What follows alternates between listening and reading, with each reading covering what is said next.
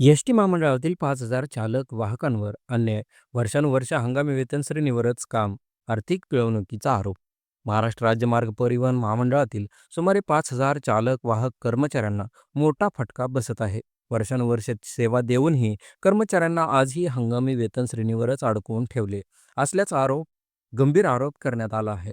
या अन्यायाविरोधात महाराष्ट्र एस-टी कर्मचारी काँग्रेसचे सरचिटणीस श्रीरंग वर्गे यांनी थेट मुख्यमंत्री देवेंद्र फडणवीस यांची विधान भवनात प्रत्यक्ष भेट घेत निवेदन सादर केले आहे. बर्गे यांनी सांगितले की एस-टीच्या स्थापनेपासून चालक आणि वाहक यांना या पदांसाठी स्वतंत्र भरती प्रक्रिया होते.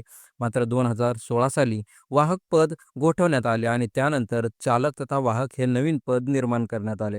हे नवीन पद चालकांच्या मजुरीत समाविष्ट केल्यामुळे चालक पदावर अतिरिक्त कर्मचारी झाले आणि त्यांचा थेट फटका चालक व वाहक या दोन्ही पदावरील तब्बल 5,000 कर्मचाऱ्यांना बसला आहे.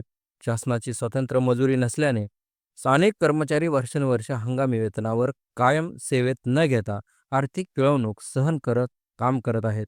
या तिन्ही पदांना चालक, वाहक आणि चालक तथा वाहक एकत्रित शासन मान्यता देऊन कर्मचाऱ्यांना कायमस्वरूपी न्याय द्यावा, अशी ठाम मागणी या निवेदनातून करण्यात आली आहे. एस-टीचा कणा मजबूत करणाऱ्या कर्मचाऱ्यांना न्याय कधी मिळणार? हा प्रश्न आता सरकारसमोर उभा आहे. तुमचं मत काय? 5,000 कर्मचाऱ्यांना होणार अन्याय थांबवला पाहिजे का? या मागणीबद्दल तुम्हाला काय वाटते? तुमच्या प्रतिक्रिया आमच्यापर्यंत नक्की कळवा व असेच नवनवीन व्हिडिओ पाहण्यासाठी NPC मराठी या यूट्यूब चॅनलला सबस्क्राईब करा.